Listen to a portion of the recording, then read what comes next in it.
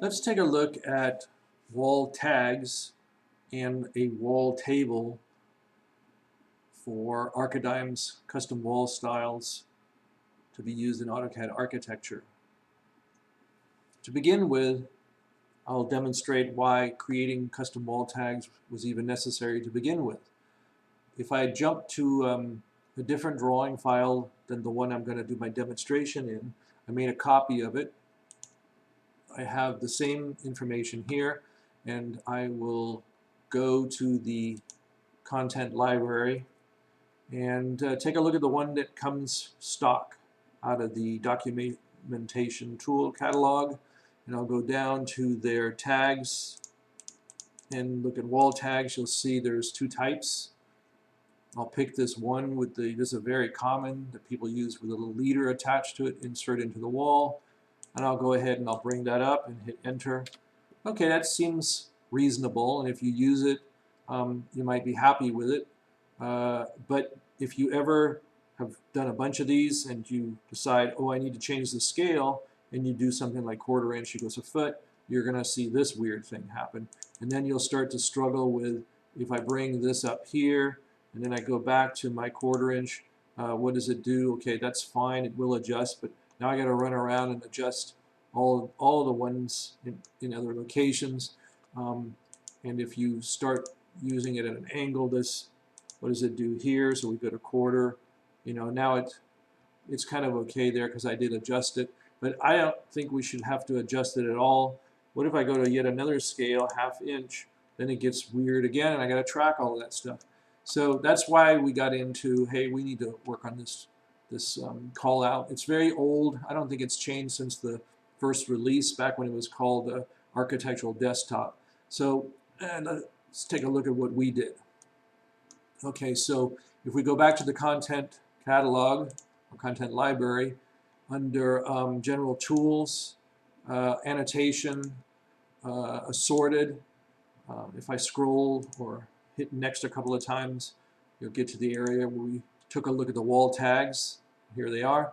Now I already have that tool palette to the left, so I'll close the library and just scroll down over here and stop right there.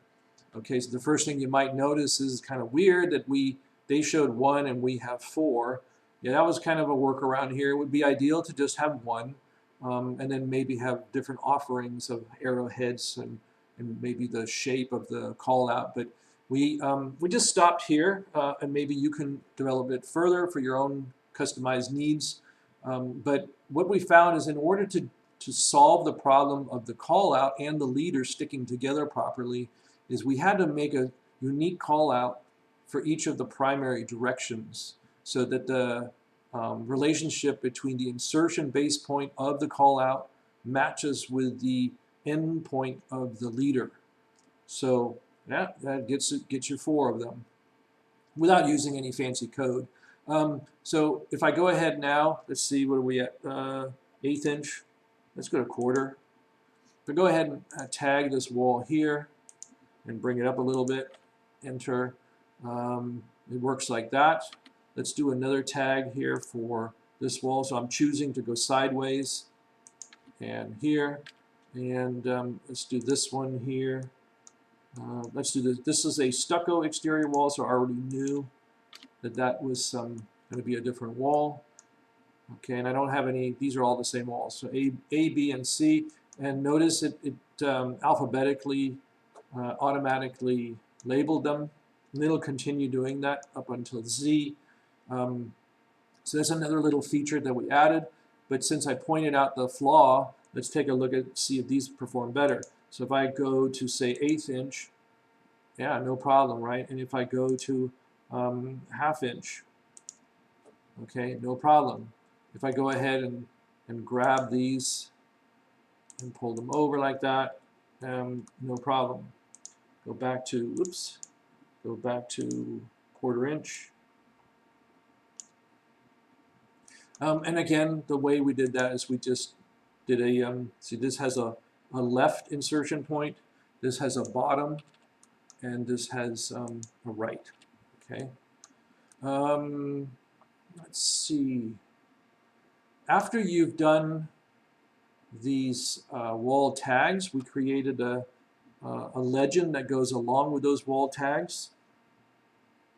Let's go and add, before I do that, let's add another wall type in here. Let's go to existing walls, and let's just put in, let's assume there is an existing interior wall that goes maybe from here to here.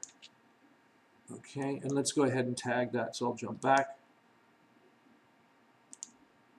and let's just tag it from left to right. There we go. So that's a D. And the reason I want to do that is because these are all of the ones I had were proposed walls or new walls. I wanted to show you that the table will also differentiate between existing and proposed. So I'll go ahead and select the schedule or the table and go ahead and pop it in, maybe right here. Okay, so it knows proposed, proposed, proposed, and then existing. So there's these are based on the type. Right? Now this is sorting by first exterior, then interior. I believe that's what the sort order is. So that's why it doesn't do it alphabetically here on the type, but we can change that sort order. And like the previous, what was it, maybe walls part 1, I did an overview of the graphics that are shown in here. So if I go ahead and do a high detail, the graphics will match, so you can see all of the detail of the high. And if we change this to low, it'll match that. And if you go to presentation, of course, they're all going to look the same. And I explained why in the previous video. Let's go back to medium.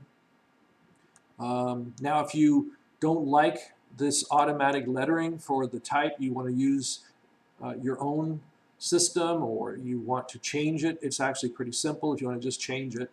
Let's say this is this wall here. I would like for that to say C2, okay, or W2. Let's just do that.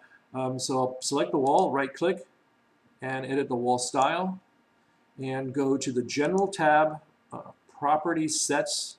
Now the reason I have to go to the wall style is once it's been tagged, that data has been associated or attached to the style, not the object, right? Because that would make sense. Once you've tagged it, all of the walls of a similar style should have that same number or letter identification value. So here's my C that I don't want to be a C anymore. I want it to say W, let's call it W7. And you can see the other data that's in here for that style, and hit OK and OK. Immediately, well, this is always frightening to see a question mark, and then you see the legend will show that it needs to be updated. So I'll click the legend, I'll go ahead and update that. So there's the W7, and this is a little bit weird. And if you close the file and reopen it, it's good, but also just notice this is kind of funny. Just a slight movement on it, and then it'll update. And then finally, let's take a look. Well, first, on these legends that we have, these schedule styles that we have, the idea here is we put a lot of stuff into them. Here's the sorting order if you want to change that. And here are the columns. Let's say you're doing a residential project that has no fire rating things to worry about or smoke barriers. You know, the idea here is, hey, it's a lot easier to go and delete stuff than it is to add stuff. So I'm just going to delete that. And the smoke barrier, delete that. Right? And so I've made some quick modifications for that wall legend. And we hope that you're able to do the same. And when you get more proficient with AutoCAD Architecture, start adding and tweaking and making these legends work the way that you want. And the last thing to take a look at is how the tag develops the automatic letters in here. Maybe you want numbers instead, for example. So this is a little more advanced, but it's not that bad. If you go to the Manage tools here and go to Style Manager, and then go down to Documentation Objects and go to Property Set Definitions. You can expand this here or take a look over here. There should be one that you can identify as Wall Styles Tag. It only has one property in here, and it is the first one over here. It's a manual property. Okay, it's not automatic, meaning it doesn't pull it from something in the wall itself. It gets generated as it's going along. So we called it tag type auto, gave it a little bit of a description. And here, if I check on the type, you'll see that there's some predefined ones in AutoCAD Architecture of different types of creating the data. So if you prefer numbers, you could just shift this over to integer. Just that simple. Now it does say character, and you would wonder, well, how was I able to do a W7? Well, that's just for the automatic part. The control of the output or the display, the formatting, I should say, is actually under format here. That's why W7 was approved. You would think it would just be letters, but the format actually controls what's displayed. And that was just, we just set that to standard, but there's other ones that you can pick, or you can create your own.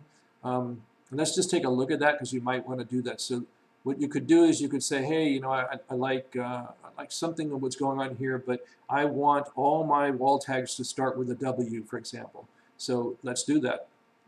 What you could do is you could run over to property data format, and you could go ahead and go to standard. I would copy this and make it your own name, and then just go to the prefix and type in a W or capital W, and then assign that to your formatting. So let's say I go here, I copy that, standard 2. Let's call that wall tag, and go ahead and make that a W. And apply that, come down to the tags. Okay, and let's change the format to, let's see, so wall tag there. Okay, so see that automatically right there in the example, it shows it starts with a W.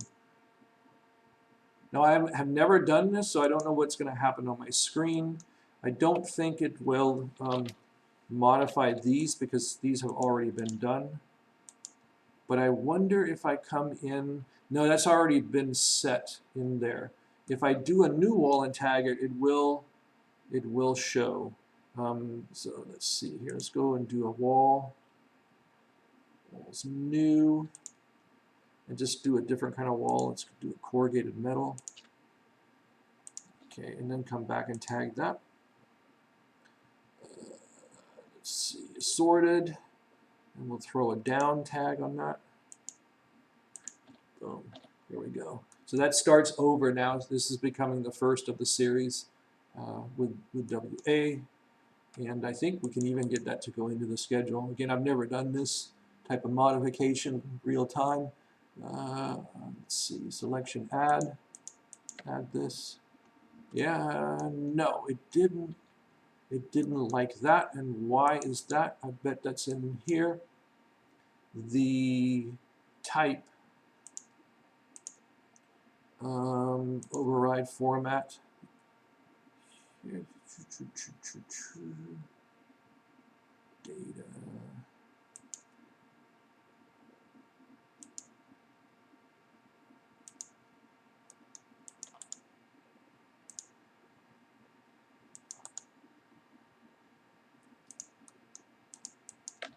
There we go. I just didn't select the, silly me, I didn't select the tag.